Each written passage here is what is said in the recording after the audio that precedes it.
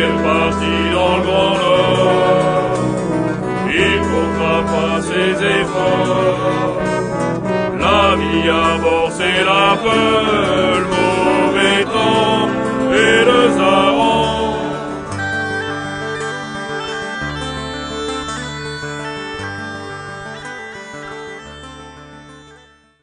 Ah, bonjour.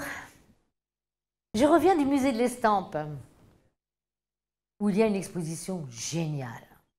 La mécanique céleste. Agnès Dubar, sillonneur du monde. N'hésitez pas, allez-y, jusqu'au 5 novembre. Et puis, nous allons reprendre le début des grands amours de Gaude et de Yann.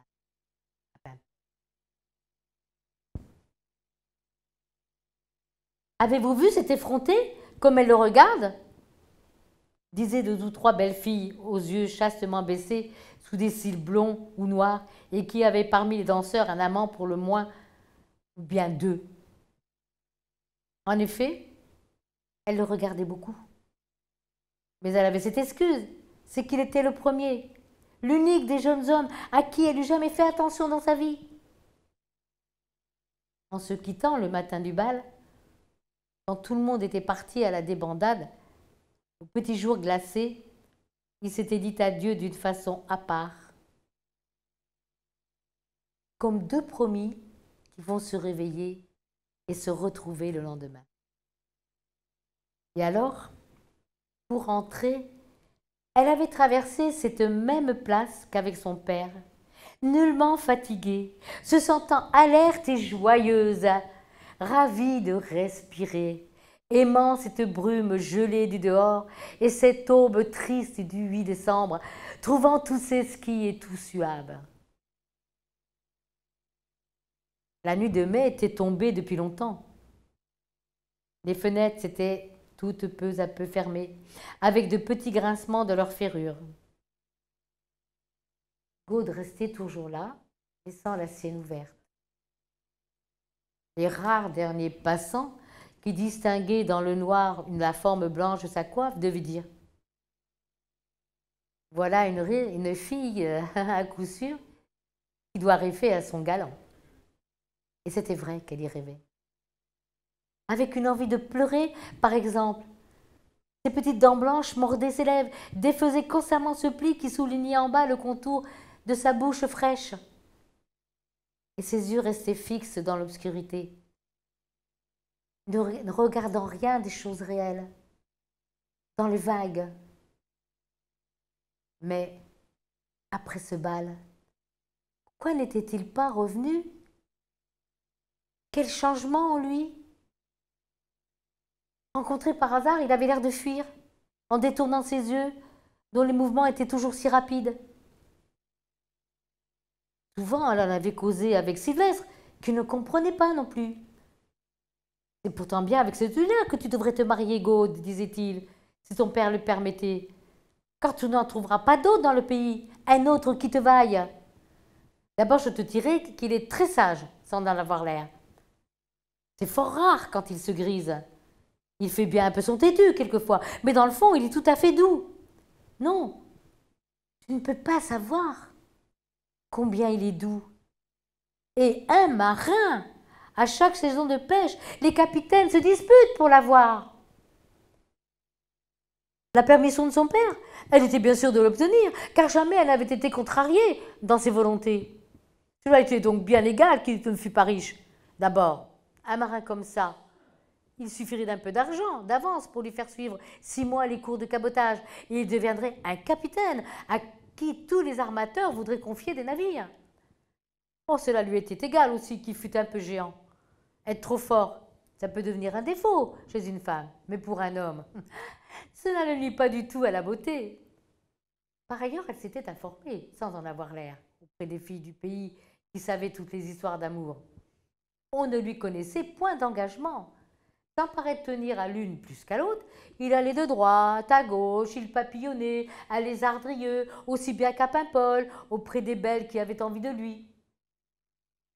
Un soir de dimanche, très tard, elle l'avait vu passer sous ses fenêtres, reconduisant et serrant de très près une certaine Jenny Karoff, qui était jolie assurément. Oh, mais dont la réputation était très mauvaise. Cela, par exemple, lui avait fait par contre un mal très cruel. On lui avait aussi assuré qu'il était très emporté, qu'étant grillé un soir dans un café de Paimpol où les Islandais font leur fête, il avait lancé une grosse table en marbre au travers d'une porte qu'on ne voulait pas lui ouvrir. Tout cela lui pardonnait et mettait là sur le compte de la jeunesse. Et puis on sait bien comment sont les marins, quelquefois, quand ça les prend. Mais s'il avait le cœur bon, pourquoi était-il venu la chercher, elle qui ne songeait à rien, pour la quitter après? Quel besoin avait-il eu de la regarder toute une nuit avec ce beau sourire qui semblait si franc et de prendre cette voix douce pour lui faire des confidences comme à une fiancée? À présent, elle était incapable de s'attacher à un autre et de changer.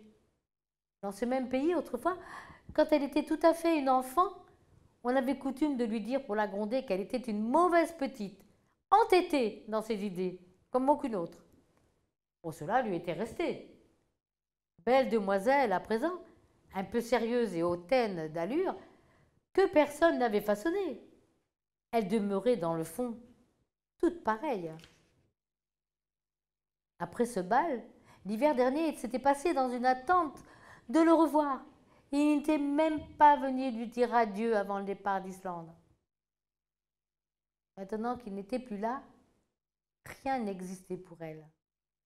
Le temps ralenti semblait se traîner, jusqu'à ce retour d'automne pour lequel elle avait formé ses projets d'en avoir le cœur net et d'en finir. 11 heures à l'horloge de la mairie, avec cette sonorité particulière que les cloches prennent pendant les nuits tranquilles des printemps. À Paimpol, 11 heures, c'est déjà tard. Alors, Gaude ferma sa fenêtre et alluma sa lampe pour se coucher. Chez ce Yann, peut-être, bien était-ce seulement de la sauvagerie? Ou comme lui aussi était fier, était-ce la peur d'être refusé? La croyant trop riche? Elle avait déjà voulu le lui demander elle-même, tout simplement. Mais c'était Sylvestre qui avait trouvé que ça ne pouvait pas se faire, que ce ne serait pas très bien pour une jeune fille de paraître si hardie. Dans Paimpol, on critiquait déjà son air hautain et sa toilette. Elle enlevait ses vêtements avec la lenteur distraite d'une fille qui rêve. D'abord sa coiffe de mousseline, puis sa robe élégante, ajustée à la mode des villes, qu'elle jeta au hasard sur une chaise. Ensuite, son long corset de demoiselle qui faisait causer les gens par sa tournure parisienne. Alors, sa taille, une fois libre, devint plus parfaite. N'étant plus comprimée ni trop amincie par le bas, elle reprit ses lignes naturelles qui étaient pleines et douces comme celles des statues en marbre. Ses mouvements ont changé les aspects et chacune de ses poses était exquise à regarder.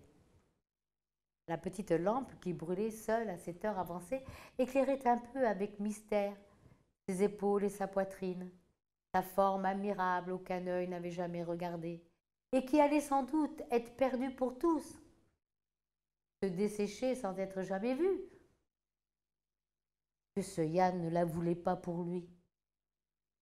Elle se savait jolie de figure, mais elle était bien inconsciente de la beauté de son corps. Du reste, dans cette région de Bretagne, chez les filles des pêcheurs islandais, c'est presque de race cette beauté-là. On ne la remarque plus guère, et même les moins sages d'entre elles, au lieu d'en faire parade, auraient une pudeur à la laisser voir.